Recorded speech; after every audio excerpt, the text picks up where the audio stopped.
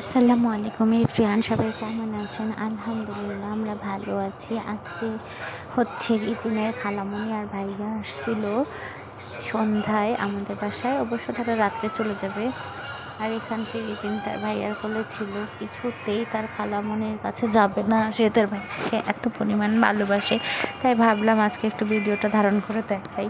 সে ছোট মানুষকে অনেক ভালোবাসে, আর সবচেয়ে বড় কথা সে আরবিকে অনেক ভালোবাসে। এখন আমরা সবাই হাসাহাসি করি যে আরবিকে সে পার্সোনাল অটোওয়ালা বানাইছে, কারণ আরবিকে দেখা মাত্র সে তার কোলে উঠবে, আর ওকে উঠে এখন ঘুরায় নিয়ে বেড়াইতে হবে।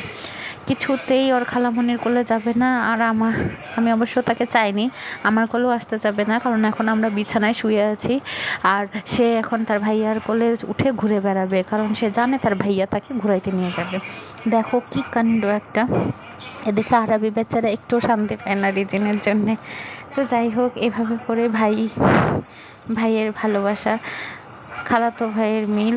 তো যাই হোক, ভালোই লাগে দেখতে। তো এখন আরবিকে বললাম আবার ঘুরাই নিয়ে আসো, একটু যাও বাবুকে, তারপরে হচ্ছে আবার তোমার আম্মুকে দিও। তো এইখানটি নিচে রাখছে, আবার ঘুরায় আনে। আরবি তখন এখন আবার ভাইয়ার কোলে যাওয়ার জন্য সেই কান্নাকাটি করতেছে, মানে এখন ওই যাবেই, চিৎকার দিচ্ছে, উঠবেই ভাইয়ার কোলে।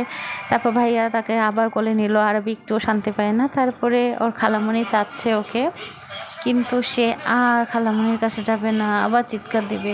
খালামণি মনে করছিল যে হচ্ছে খালামণি এখন বাইরে নিয়ে যাবে, যে উন্না টুন্না পড়ছে, তখন সে ঝাপটায় খালামণির কাছে দিয়ে চলে গেল।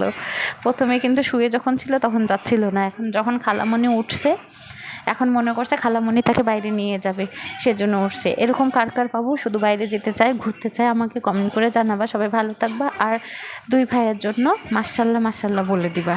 সবাই দোয়া করিও। আল্লাহ হাফেজ।